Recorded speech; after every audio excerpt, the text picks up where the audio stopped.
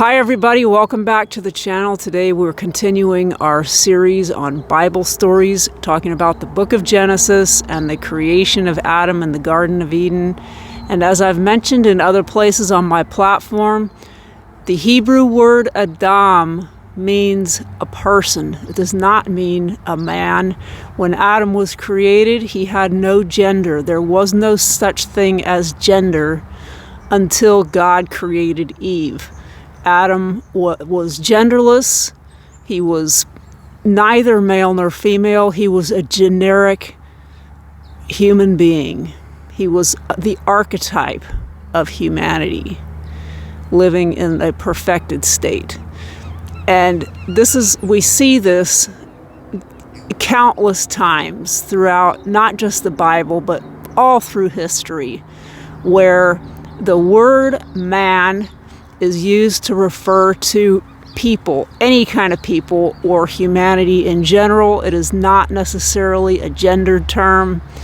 And we see this in countless Bible stories where the main character is a man and the story is intended for everybody. It applies to everyone. We see this time and time again.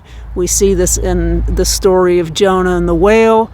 We see it in the story of Jacob wrestling the angel. We see it in the story of Samson and Delilah. We see it in the story of the burning bush.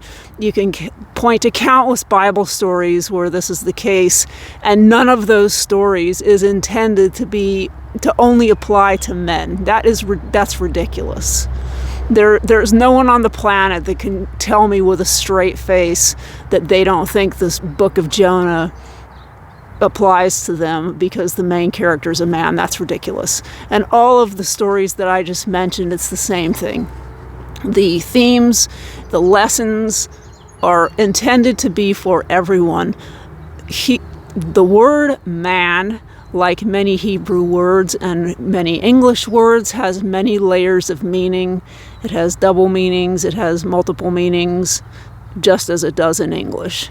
And this is why we see all throughout history many, many people using the word man not to refer to males, but to refer to any person or even humanity in general. There are thousands of examples of this. One of the most famous is the quote, "For what will it profit a man if he gains the whole world and forfeits his soul?" Obviously, that quote is not only referring to men, he's talking about everyone. And we see this even in modern stories, where a male main character, the male lead, the male protagonist, is a foil, an archetype for the individual, any individual, male or female. And the most obvious example of this is the Matrix. This is a modern archetype of humanity's interaction with technology, with the divine, with the mystical world, with himself, the path of self-improvement. There are many, many layers of meaning to that story. And the main character is a man, and he is an archetype for any individual going through that process. There's absolutely no reason to believe that because he's a man, that the story only applies to men. That's nonsense.